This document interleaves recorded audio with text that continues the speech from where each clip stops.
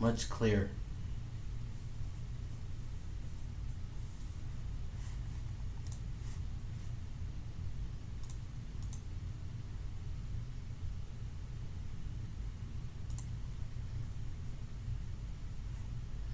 Okay, folks. I downloaded this chat app that's supposed to help with monitoring chat, and so I haven't tried it yet, so I have no idea how good it is or how well it's going to work. But we'll see.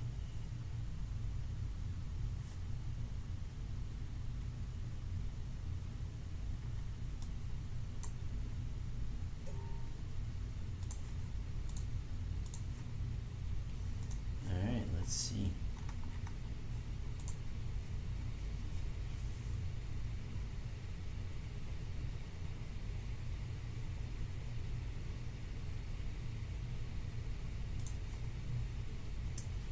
Damn it.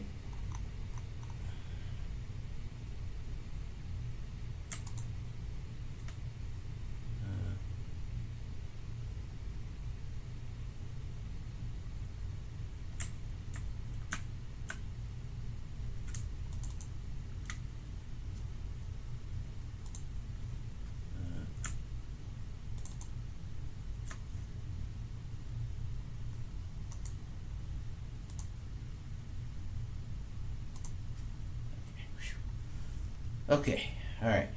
What? Oh, come on.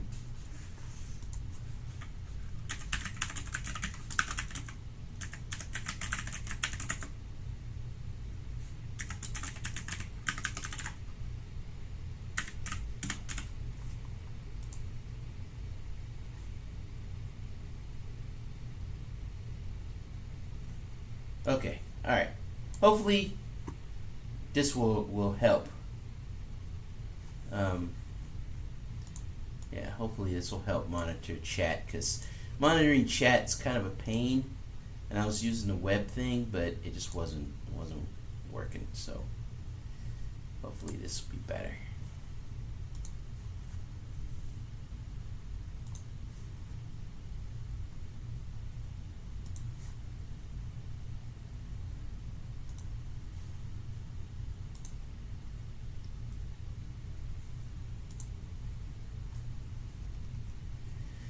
So I can't tell who's where, because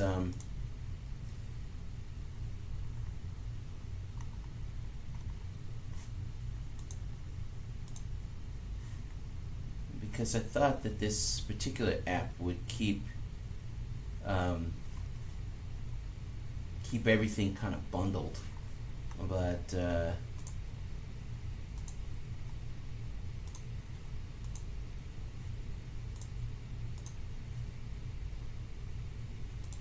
it doesn't.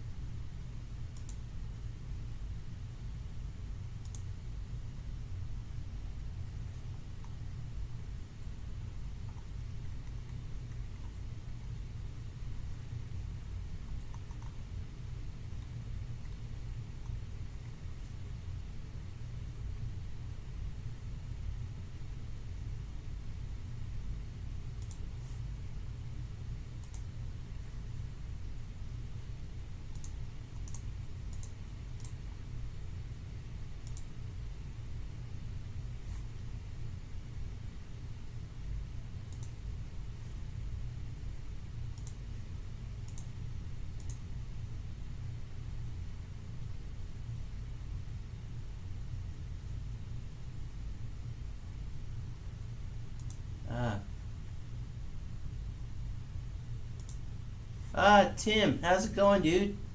How you doing, man?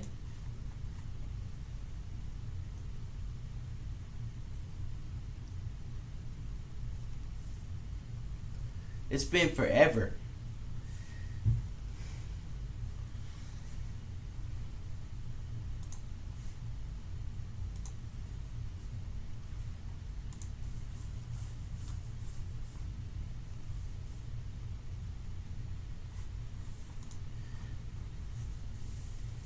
Yeah, I saw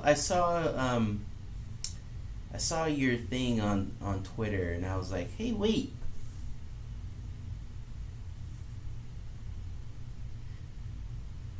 Oh, in Arizona. Oh, that's cool. How's the weather there?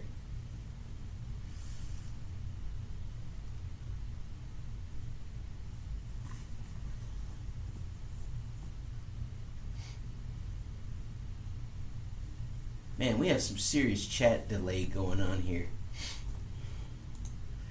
Let me see if there's a way to fix that, because there's some serious delay.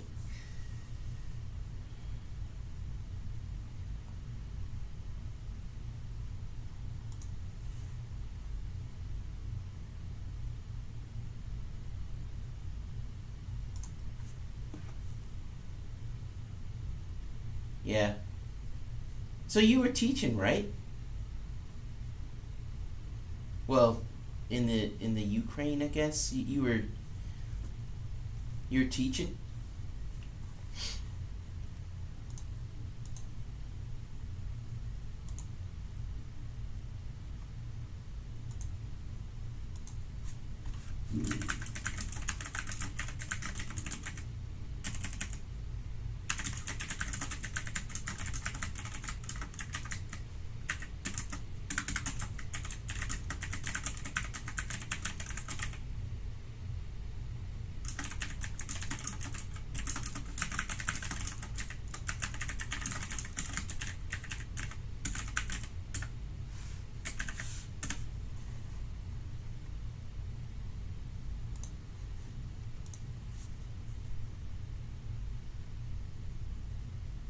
Ah, that's cool, dude, man. Yeah, it's good to hear from you, man. It's been forever. Like I feel like I don't get to chat with you guys as much as we used to. But I guess that's true for a lot of folks. You get older, you know, that's how it is.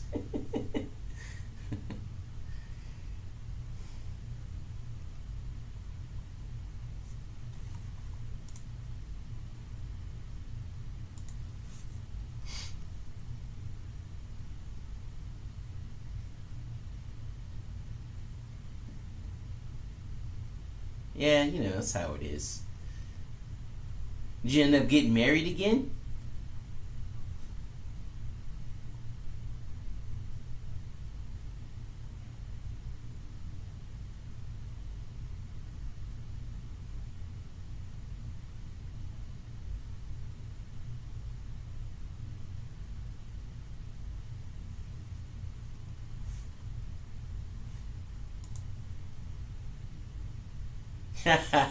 Yeah, the single life. I remember those days.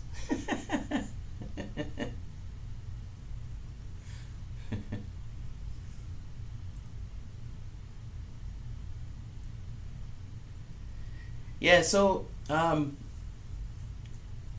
I guess I'll talk a little bit about the game. Have you, hey Tim, have you tried the demo that we put out?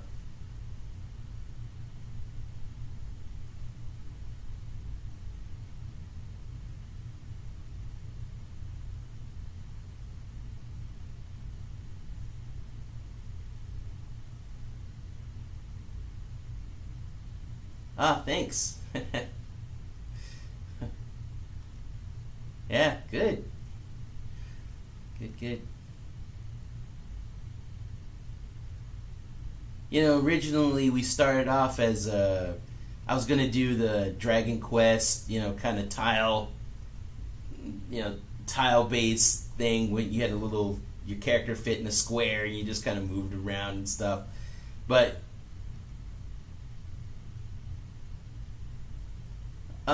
okay, where did you end up? Because you should be able to go all the way through. Well, you should be able to get to some part in chapter two, and at that point, then that's where it pretty much ends.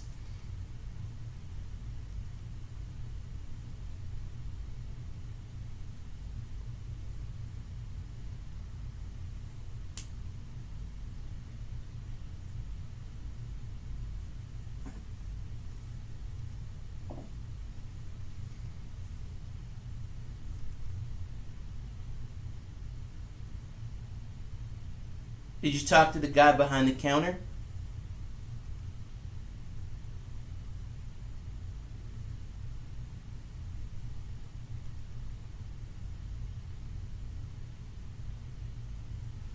Yeah, when you go to the gun shop, you got to talk to the guy behind the counter. Talk to him, he sends you an email, and you can carry on.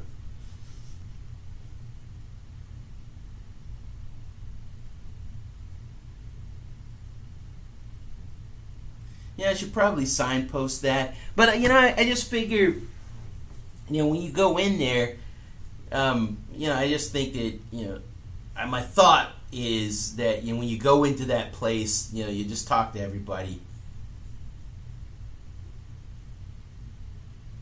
Really? I played through it. Did you play through it on Steam?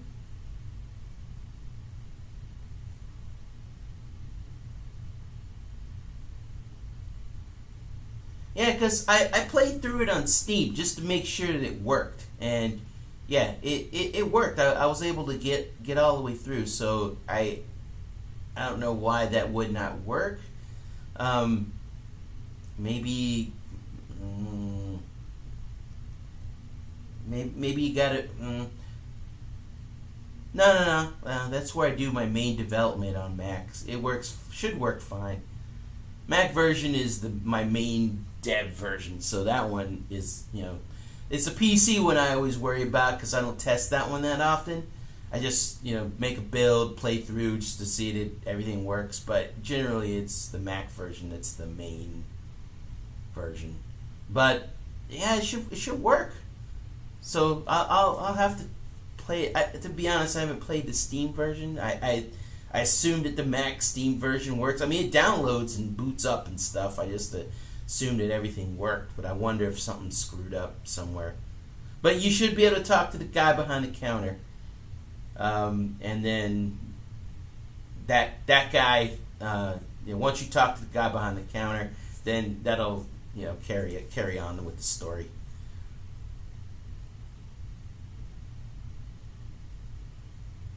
Yeah, did you save?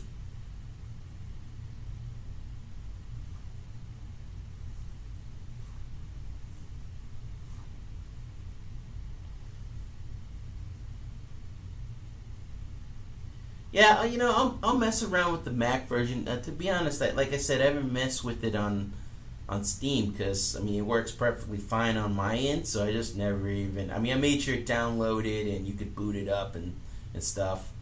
But I haven't messed around with it beyond that point. The PC one though, I played to completion, so I know that one works. I know the PC one works, so that was the one I was really worried about because I don't play the PC version that often. But yeah, maybe I should signpost. Once you go to the weapons place, you're like, okay, I'm in the weapons place. What do I do? You normally when you go into new places, I have like a little dialogue that pops up that you can kind of read through, kind of what John's thinking. But for that place, I thought, you just want to go there and you just want to kind of wander around and kind of figure out what you do from there. But maybe I need to signpost it a little bit more. Talk to the guy behind the counter, and find out what's going on. They should play the same. PC, Mac, it doesn't matter. They should run the same, play the same. Shouldn't be any difference. So if you want to play the Mac version, it should work fine. But I'll boot up the Mac version and play through it on Steam and see if there's something holding something up. But it shouldn't. It should work perfectly fine. But I will say there is one thing about that guy in the counter. His collider, the thing that you touch in order to talk to him, is a little finicky because he's behind that counter and the way it droops over the counter. Sometimes if you don't get close enough, your thing doesn't contact as well, and then that may cause a problem. So usually in that case, I'd say readjust and then try again. So readjust to talk to him and then try again. Um, that's what I would suggest. One thing I'm gonna do, I just haven't gone back to that because I'm just kind of looking forward, and then I'm gonna go back and then touch things up as we go. But basically, I want to make the contact point for him longer, so you don't have to be like right on top of the thing in order to talk to him. You can kind of be a little bit far away and still talk to him. Yeah, it's a little, yeah, it's a little finicky. I admit, but you can still do it. You just gotta be up close. So yeah, just snuggle on in, and click on the thing, and it should be good.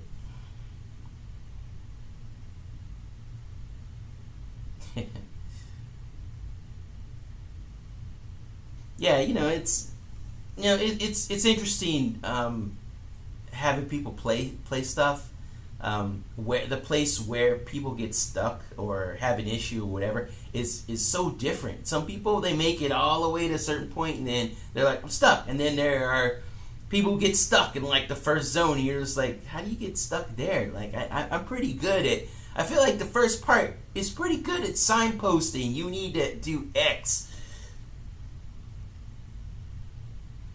Ah, thanks. What do you think about the story and stuff? That's what I'm pretty much most proud of. I think the story it's fun.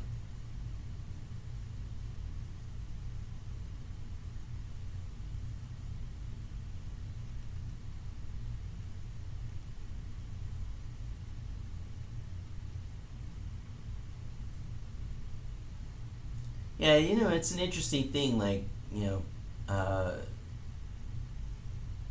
dealing with um, the story and the look and kind of meshing all those things together. Things kind of crack open, like once you get to chapter 2, things kind of like, you get to do some different stuff. And the first part's more of let's guide you through what's going on.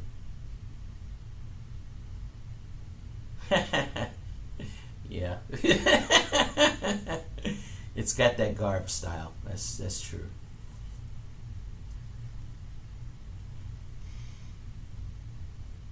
But I thought the dialogue is interesting, and the guy's an interesting guy, and you just kind of figuring like what that dude's up to.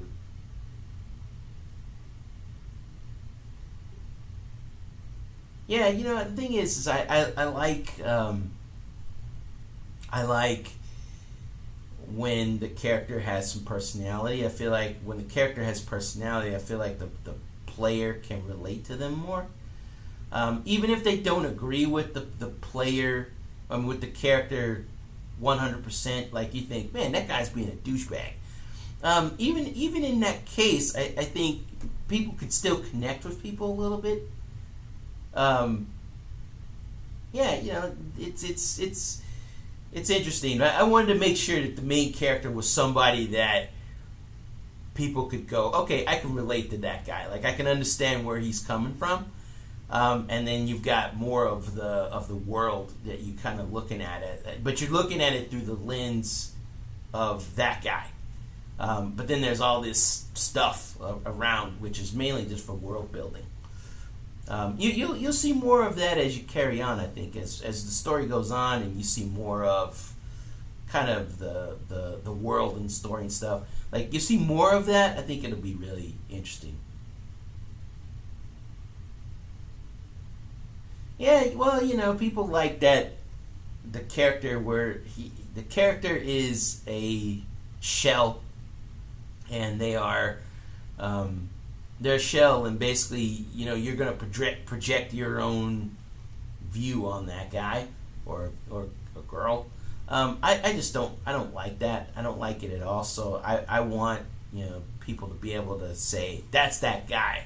He's his own person doing their own thing, and I just happen to be a spectator in their story. And I think that's just a lot more interesting. It's more interesting to write, It gives you a lot of room to have some really interesting banter between the main character and everybody else, so that you can kind of get their personality, whether they're snarky or passive, they're passive or, passive aggressive or whatever, so you can see, oh, that guy's like that. And I think that's one of those things I think is a lot more interesting when you're making an RPG.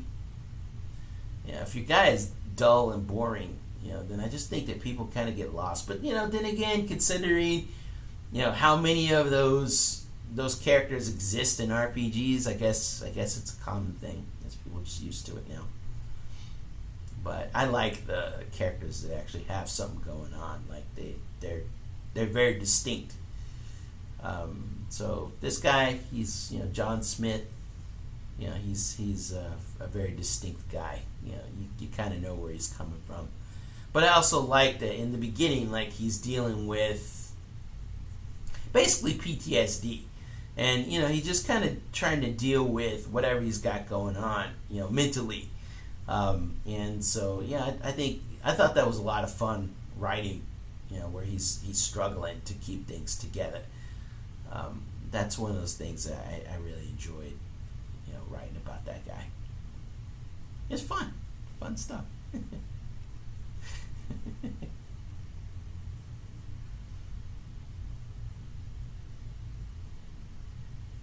It was funny. Like, I've said this many times, but it's one of the things I really didn't like about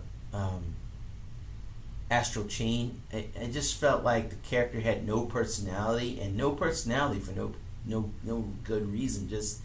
They just decided not to give the character any personality at all.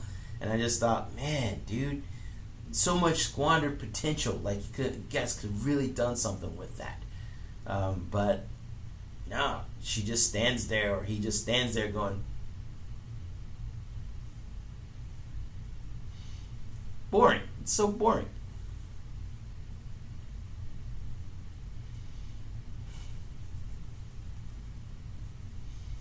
So yeah, I like having more going on, and as the story continues, things will branch out, and there's just a lot more stuff going on. But it's a slow ramp up to more interesting things going on. Yeah, I don't understand.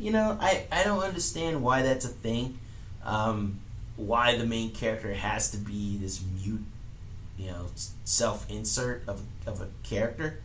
I just think there's nothing wrong with saying this is a defined guy. Like, that's a guy, and you're doing whatever. I mean, even if you have to rename the character, there was one argument somebody was saying, well, if you're renaming the character and you're making the character your own, well, then you don't think that character would do whatever. But let's think about Mass Effect. Shepard, you could name him. My dude's name was William Shepard, and you could make him look like whatever, but he still had a personality, or she still had a personality within the scope of the game. And I just think that's just because you can rename the guy or make him look like whatever, doesn't mean you can't make a good character that has some personality. I mean, Shep is, pretty defined. Like, when you think Mass Effect, you think Shep, and you understand what that guy's all about. No, I totally agree. Yeah, I totally agree. Yeah, that's why in all of this stuff that we're working on, all the characters have their own personalities and their own problems, and all their wants and stuff. And the player can choose how the character navigates through the world. But that said, that doesn't necessarily mean that the characters don't have personality. Just because you can navigate through the world and you can make choices doesn't necessarily mean they don't have personality. It's like it's a lot more apparent in Skullforged than it is in this. Because in this game you don't. It's fairly linear, at least as far as the story goes. But in Skullforge, it's not linear. You can choose what Desi does, and within the scope of Desi's alignment, I guess. So whatever within her alignment, you can make choices. And so I think that's one of the more interesting things about that. But that's what makes it interesting. That's what makes it fun. You're playing that character and you're making choices, but you're still making choices within the alignment of that character. So you're not being evil or something. That's not an evil character, but you can be good or neutral or even evil and make lots of different choices within that spectrum. And I think one of the things that some game designers and game developers get into is think, well, if you're evil, then you only have one choice. But the thing is that's not true, because that's not life. In life there are many choices to make. Some of them good, some of them just good, but in a different way. So just because you're good or evil or whatever doesn't necessarily mean that you are one note. And I just feel like that people are more dynamic than that. So we should be able to make better choices. That's not going on in this game. This game is pretty linear as far as the story goes, but as far as other things that aren't in the game, like choosing jobs and stuff like that, that stuff is stuff that the player can choose and do and stuff. And I think that's what those things are going to help drive kind of who John is and kind of what he's doing in his level of progression, I think.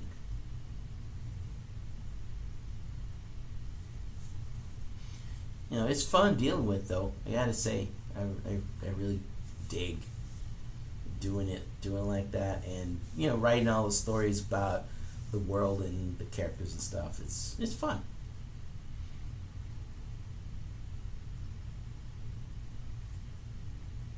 Though I hope you get unstuck, because I think it gets it kind of ramps up at some point where there's just a lot more stuff going on. You're getting right to the good part. Skullforge.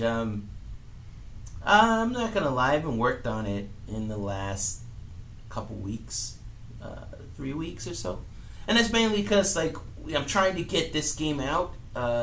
Originally, I'd been balancing the two, so mainly some days working on this and some days working on Skullforge.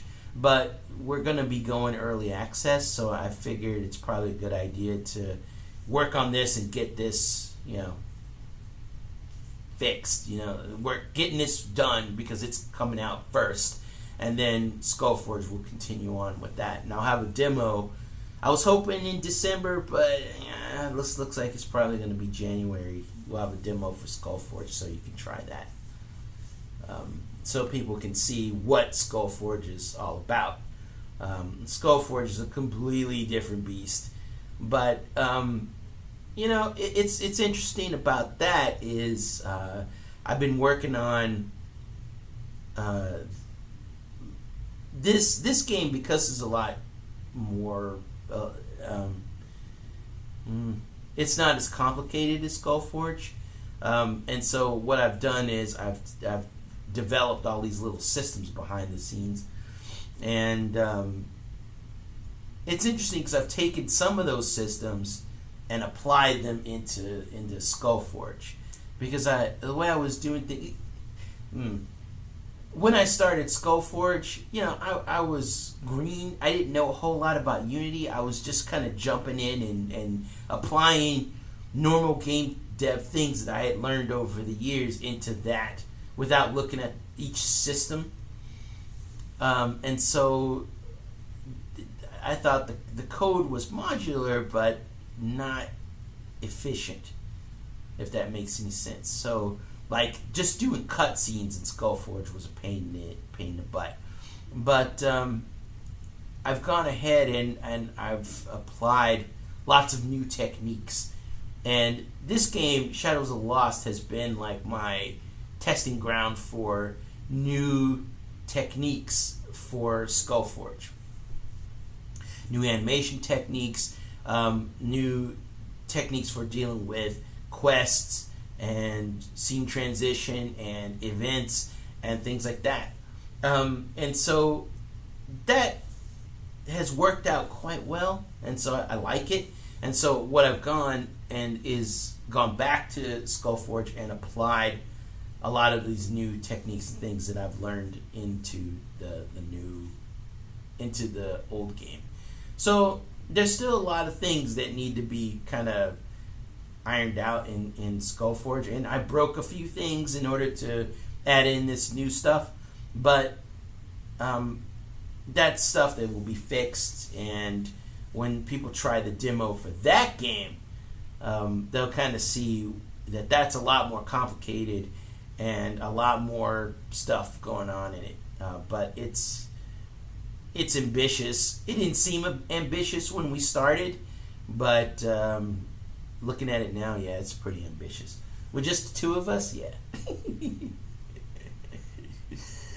Yeah, I'll probably have to bring in some people to help make quests and stories and stuff, because I don't think that I can do it by myself, because there's just so many little pieces that I feel like I'm probably going to need somebody to help write some of that stuff. So that's something that we'll probably do once I get knee deep into Skullforge development again. But Skullforge is a lot easier than Shadows in some ways, and a lot harder in others.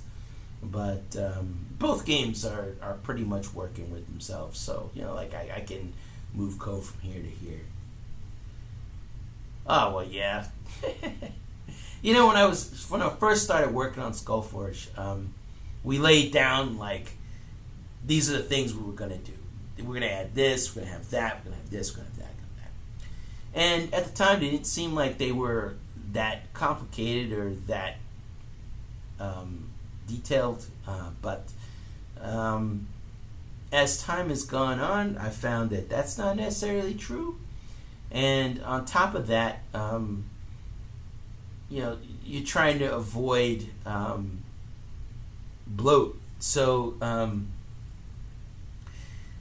luckily, we haven't had any bloat, so what we decided we were going to do in the beginning is still true, and I haven't added anything. I haven't added anything to the game, but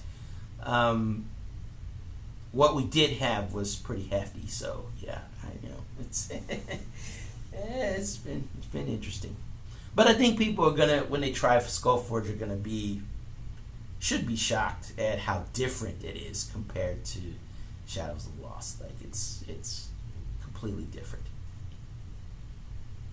Different in tone, different in size, different in how you interact with it, different in how many choices you get, that kind of stuff. It's completely different. And it's been fun working on. Skullforge has been fun, but it's long and tiring and hard.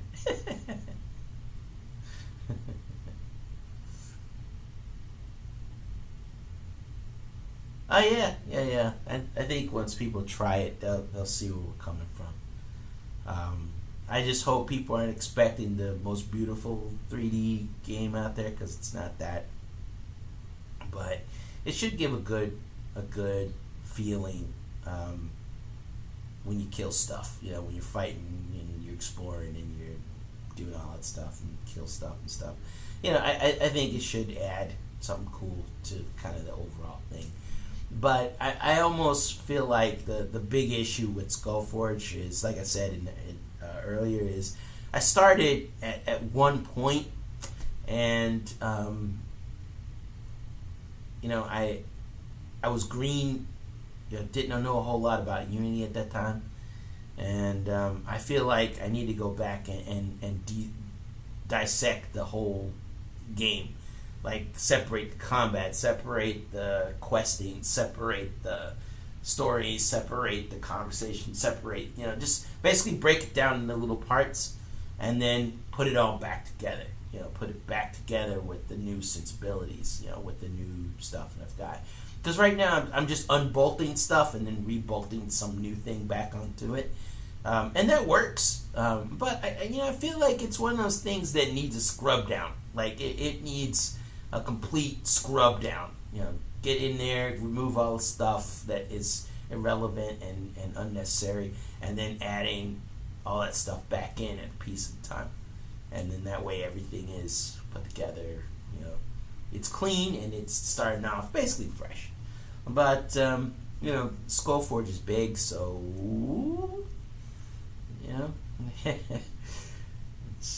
that's a big task right there. But I think it needs it. I think it needs, something like that.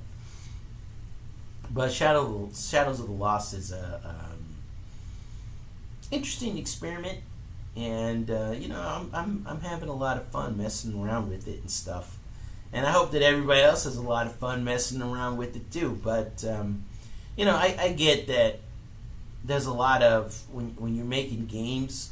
One of the things that I've found is people just get stuck in different places, and so you think, wow, somebody should be able to make it through this. Like they should be able to just follow like kind of what we're doing. And then they just get stuck. So, like, Skullforge is notorious for this, at least in its current form. It doesn't tell you where to go. Things aren't marked on the map. Well, some things are, but they aren't generally marked on the map. And so I had one guy, I was like, yeah, try this out, and, go to this place and talk to the guy. And of course, I know where it is. So, it's, I don't have any problem. I know where it is. The guy must have spent like an hour wandering around the city. Finally, he comes back to me and he says, hey, Garv, I can't find the place. Oh, my God. I was just like, ugh.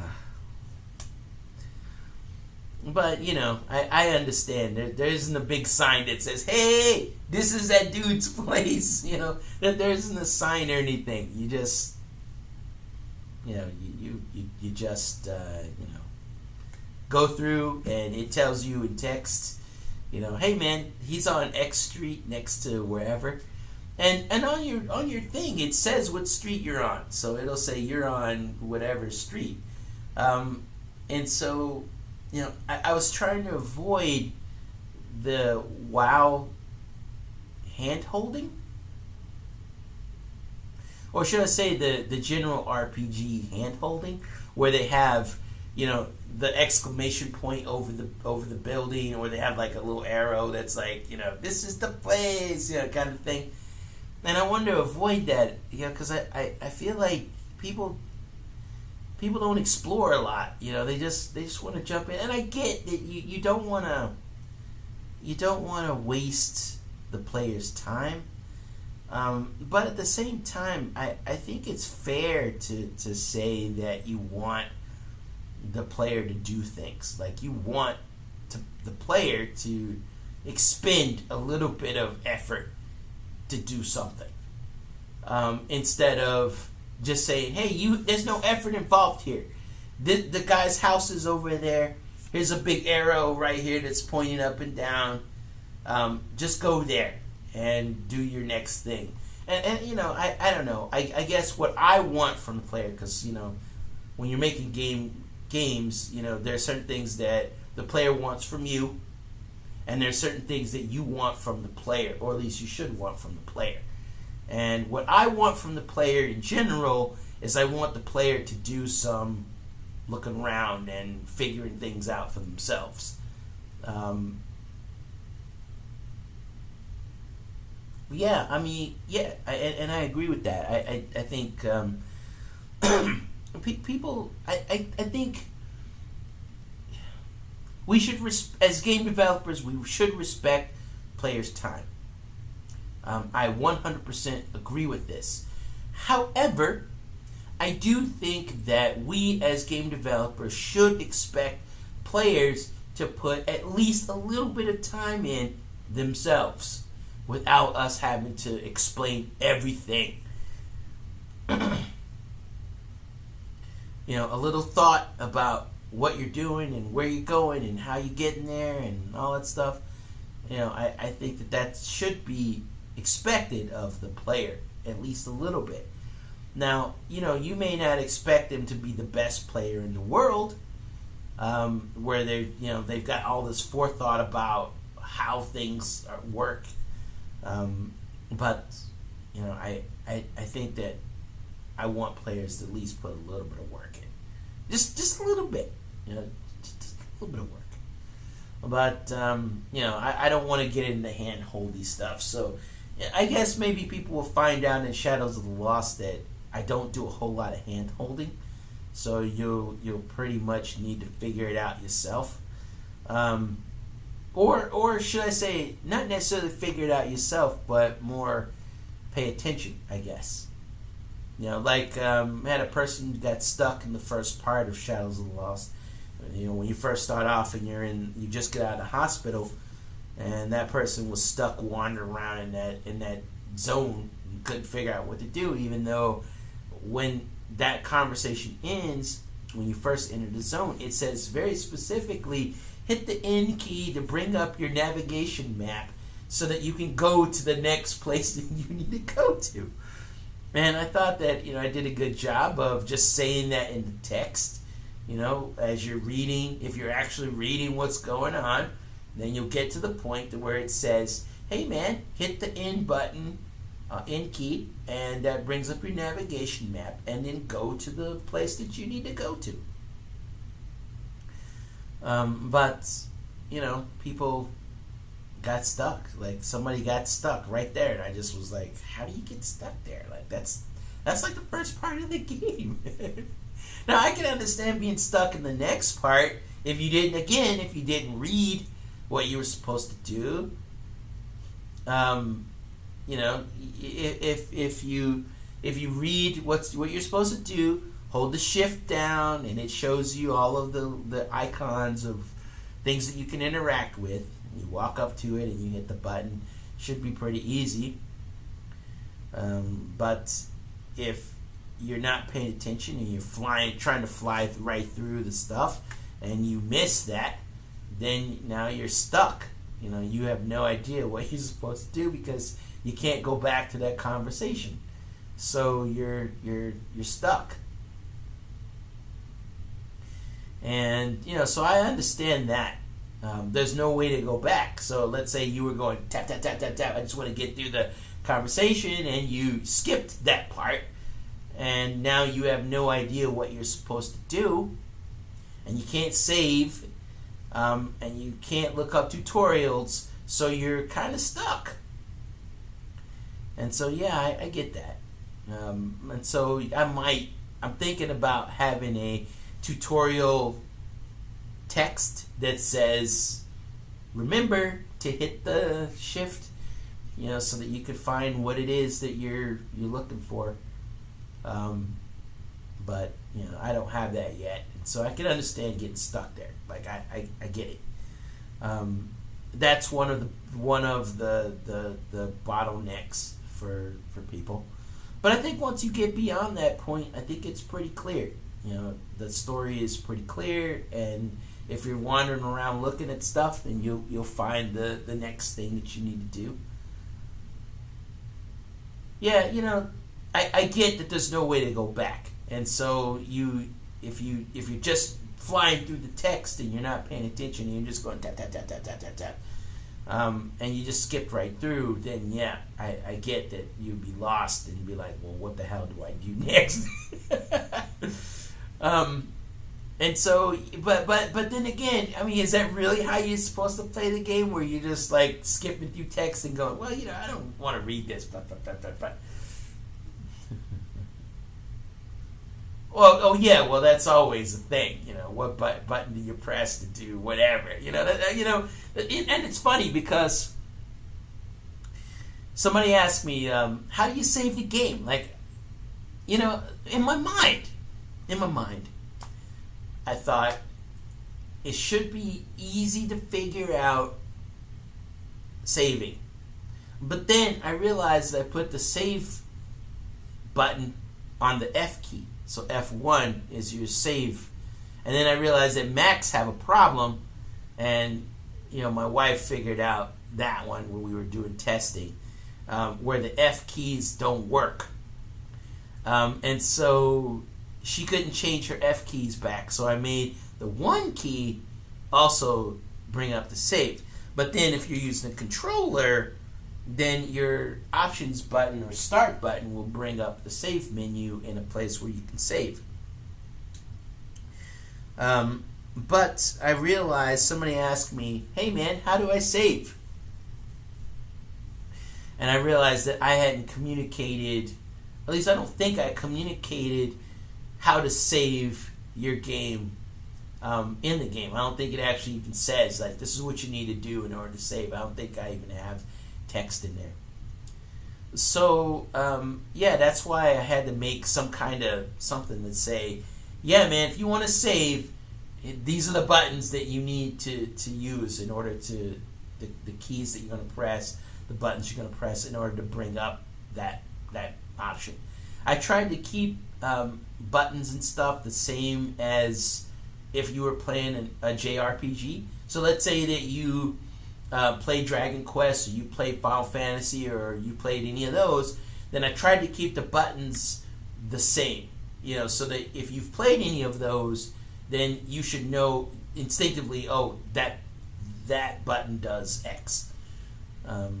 But UI stuff is, it's one of those things that I hope I can fix, where people don't get lost on what buttons to press and what things do what and stuff. I hope that I was pretty clear about it. One thing I'm going to do, probably next week, maybe week after next, is I'm going to talk about each app in your status menu. Because the way I have it set up is they're like apps, and so you just click on the app and then that app fires, and then you can do whatever it is you're going to do. And so I think what I'm going to do is do a write-up of each app so that you know what each app does, because it's not necessarily something you'll notice when you first go to that option screen. You may not know that Callisto DB is your inventory. You know what I mean? Like, and what is that, and how does that, what do I need? Like, at some point you're going to get messages, and you're going to be like, well, how do I do this? And then that's going to be the thing. So, I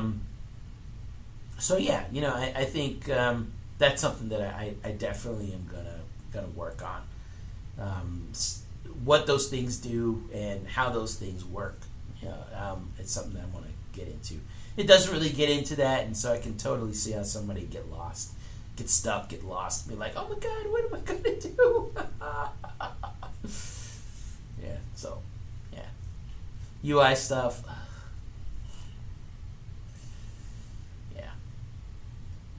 See, some new folks showed up. How you guys doing? If you have questions, feel free, drop them in the chat box, and I'll answer whatever questions you have.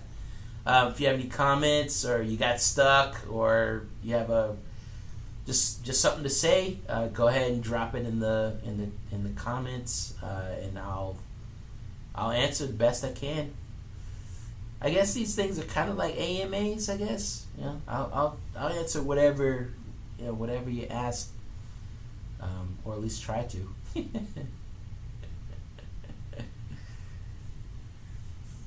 I was hoping to get another build out this weekend, but it looks like that probably won't happen until Monday.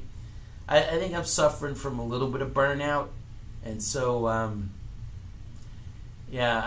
slowing down just a little bit, so I'm a little bit behind schedule. But I hope to today and tomorrow put a lot of time in so that Monday I can have a build, which hopefully will be the end of Chapter 2 and the end of the demo.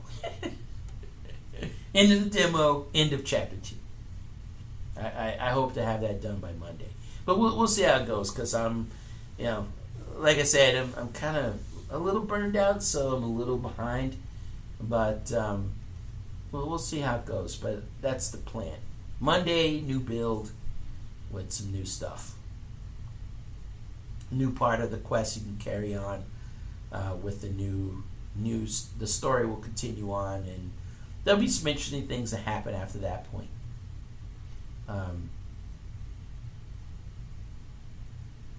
Yeah, I think when people get to the new stuff that we added, like I added this search system.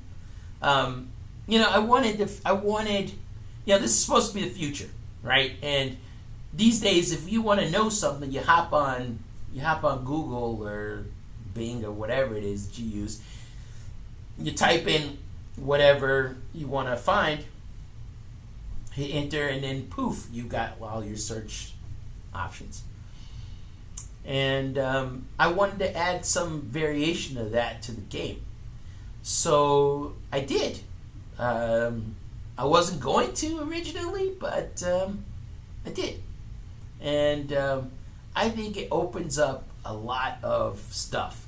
I don't want to comment on it too much because I think I want people to play it and try it, and I want to get people's general feedback on how they feel about that, that part before I tweak it or anything. But I think that part's interesting. It's an interesting thing to put in the game, and I'm happy with it personally. But not many people, at least I haven't heard a whole lot of feedback from people who've actually made it to that point, because that stuff happens when you get to chapter 2. So, I don't know how all that's going to work, but yeah, it's been that part was really fun to do, and I'm just curious like what people are going to think when they get to that point, and then they have to do all the searching and stuff, just kind of looking around and research and reading the articles and stuff. I mean, I guess it should feel like work. That's the goal. So if somebody comes to me and says, it's like work, I'm going to be like, yes, when?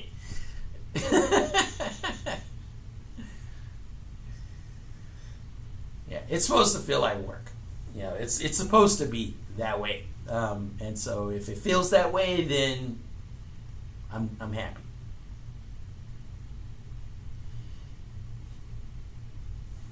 It's cool though. It's really cool. And then also I added the bank app, so you'll be able to send money. So NPCs can be like, hey, pay me 500 credits. And you'll be like, crap. And instead of putting in a bunch of stuff in the conversation where, they're like, well, you don't have the money, kind of thing. Yeah. Yes. I feel like it's going to be, some people are going to feel like it's work. And it's fine, because that's what it's supposed to be. So, yeah. But, yeah, I think the idea that that you go to an app where they send you an invoice or a payment slip or whatever, and you just open up the app and you see the thing there, and you just click on it to pay, and then it pays it, and then they're like, cool, thanks. Kind of thing. It's an interesting way to handle paying NPCs. So when they're like, pay me, you don't talk to them to pay them. They just send you a thing, and they're like, okay, pay me, and then you pay that, and then that carries on with the story and stuff. Sometimes they'll send you an email and be like, hey, I got your payment.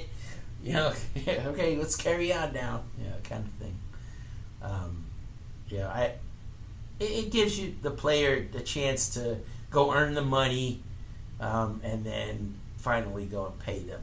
Pay the guys. So I like that system, and I like the search system. Those are the two things I added in last week, and they were fun. Like adding them in. I mean, I complained a lot, but I got it done.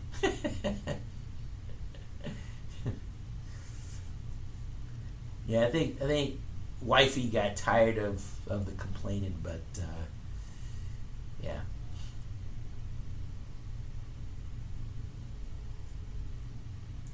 Yeah, it was cool. Um, when you get to that point, you have to let me know what you think.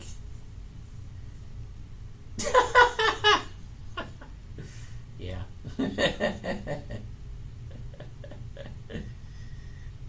Yeah, true. It's it's one of those things that when you're developing stuff, you just kind of you got to deal with a lot of things, and yeah, I'm glad, man. I'm glad. I'm glad that you're liking it. I think personally it's fun.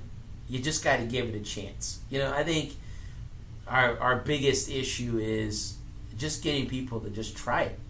Like, unfortunately there are like a bazillion games out there, and if you're trying to get somebody to try your stuff, then you need to do something different to get people to actually try it.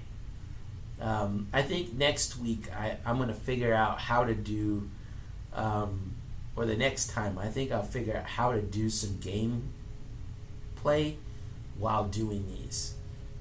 Because I'd really like to show off some of the stuff like skills and stuff, like how that's going to work. And I think having a kind of a let's play of it will probably be good. And the thing is, I just don't want to spoil the story, the main thing. I think story is something that you're only going to get once. It's only going to have its impact the first time. And so I don't want to spoil that for people. But, I think I will show some of the other systems and stuff, like, what, like, skills and using mods and what do mods do and stuff, like how does that affect your character, that kind of thing.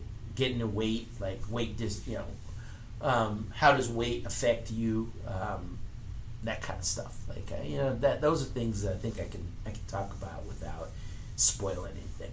I don't want to spoil stuff. I want the player to, when the first time they play, yeah. Oh yeah. You at some point in the demo you can fight as much as you want. There's like a little arena or fight club, and you can fight as much as you want. So yeah, you can totally get in there and explore and stuff. That kind of stuff, explore.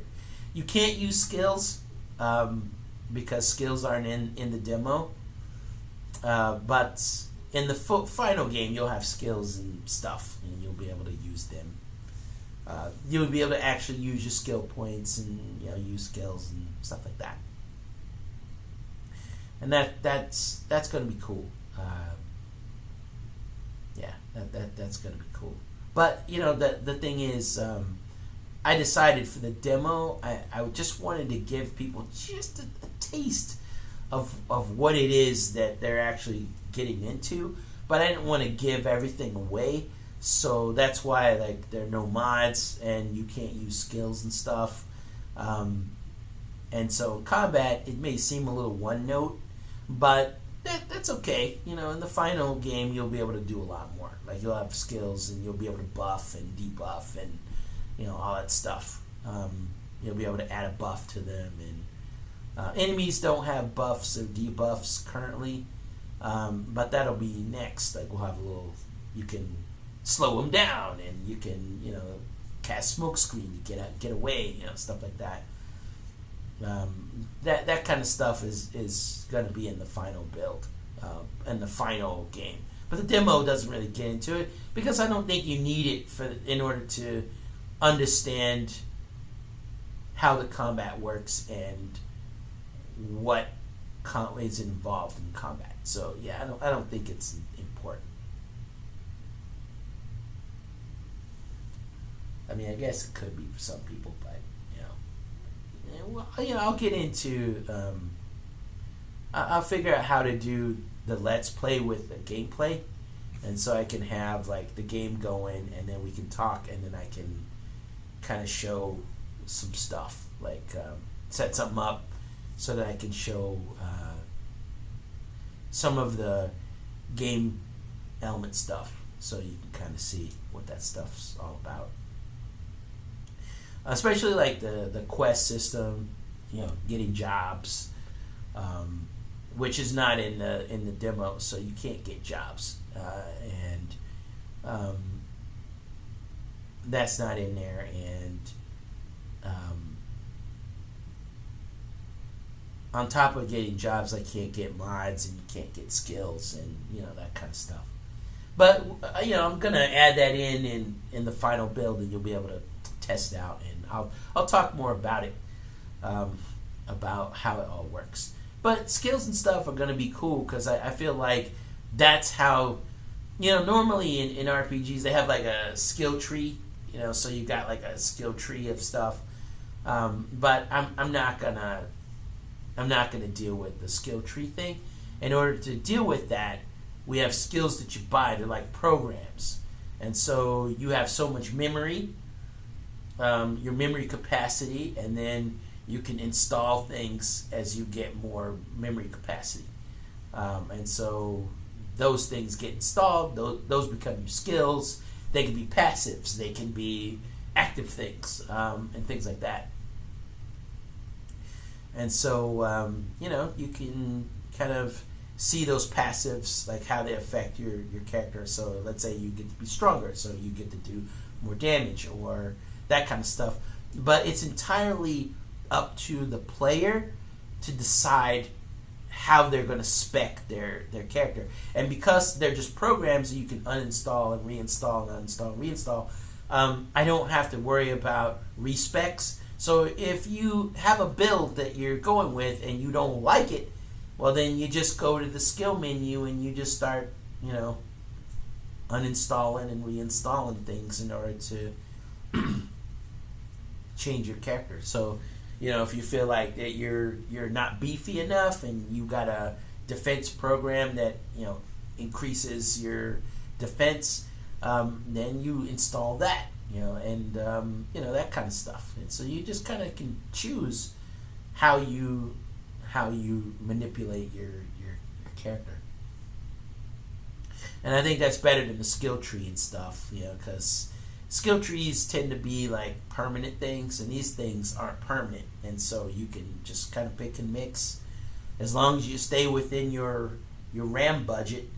And different skills eat up so much RAM. Or memory, so you just need to make sure that you manage that. And as long as you manage that, then that's good. But that's a thing that as we go on, we will expand on that more, and same thing with jobs and stuff. And so we'll get into that more next time. Once I get done with the demo build and I retire that, then it'll be like, okay, we're working on this is the main game, and all the stuff's in.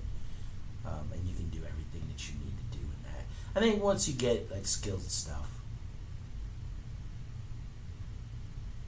Yeah, hey man, if you have a problem, with that, and I'm gonna play through the Mac build, but if you have a problem,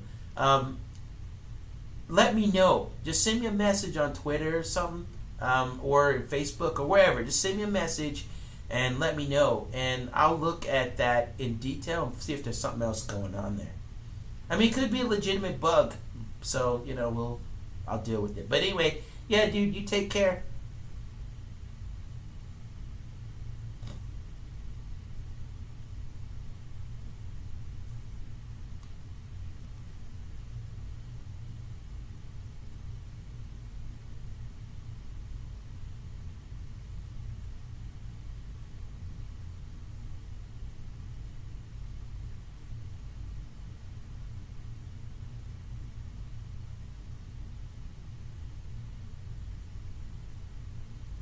Yeah, well, you never know. But yeah, dude, it's nice talking to you, man. So yeah, stay in touch.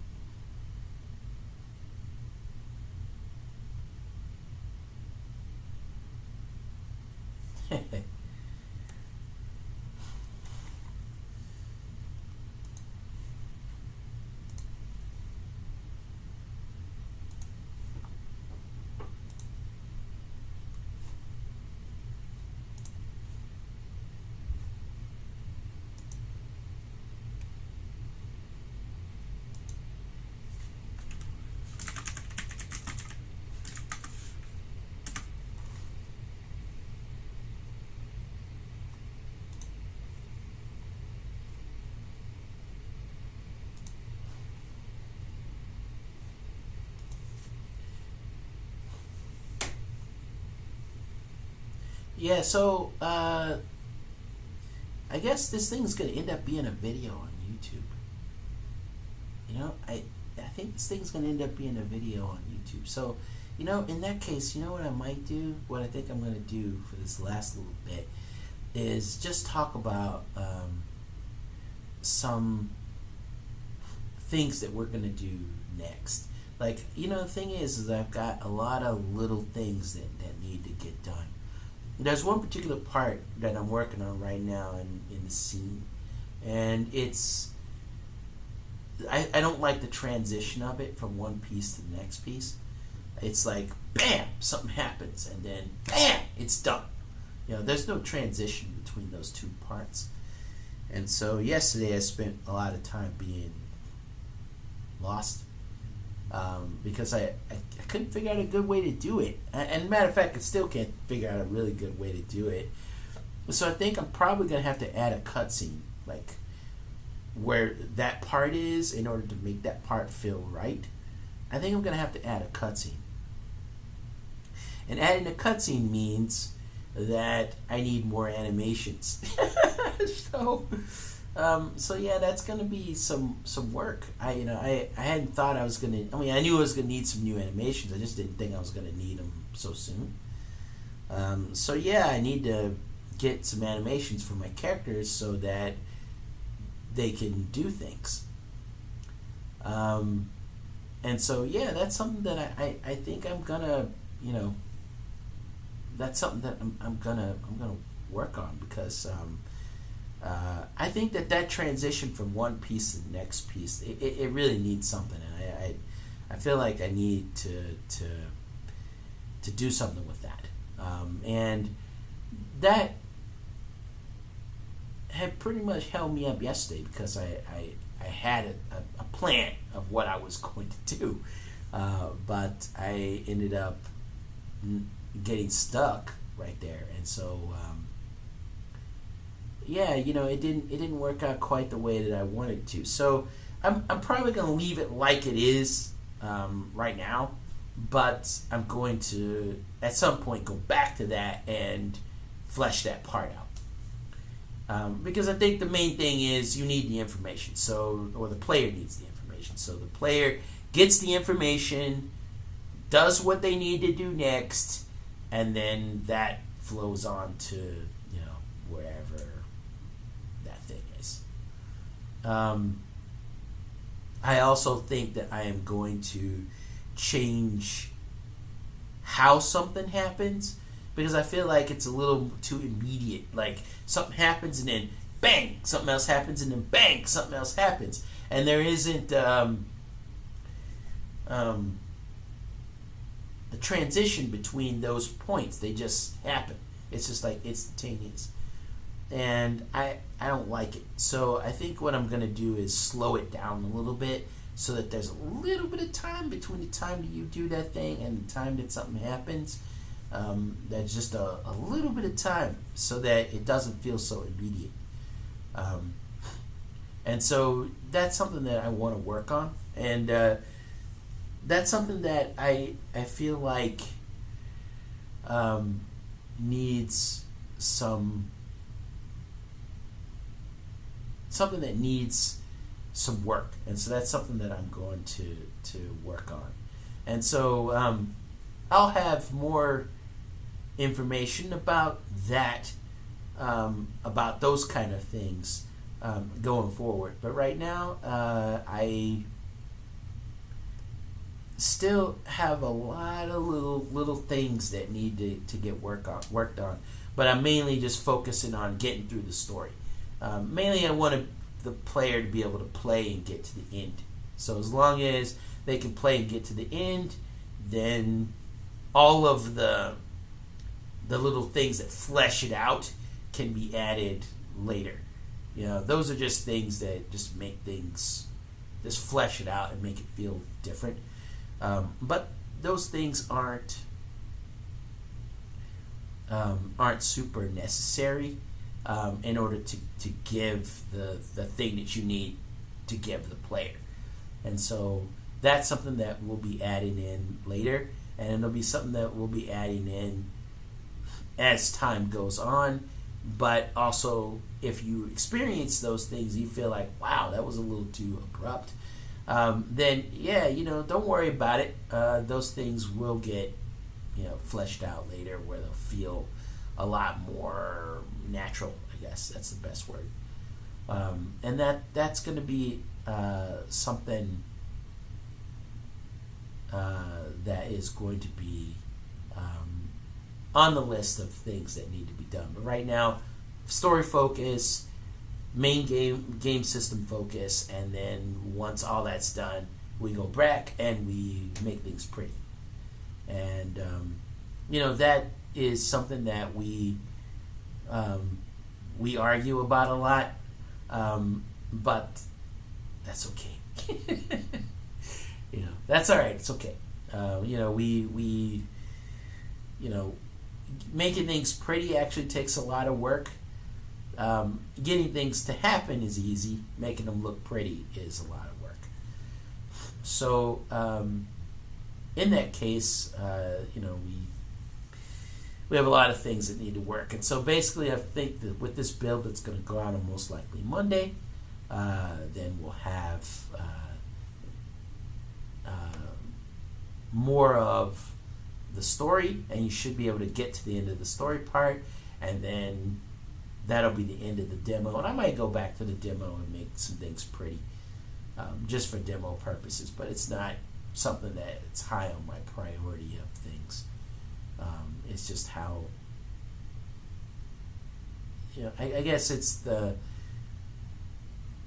it's just to give the player a chance to understand what we're doing and how we're getting there, what to expect, and then they just kind of go from there.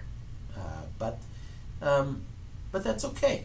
I think players should be able to at least understand what we're trying to do and stuff.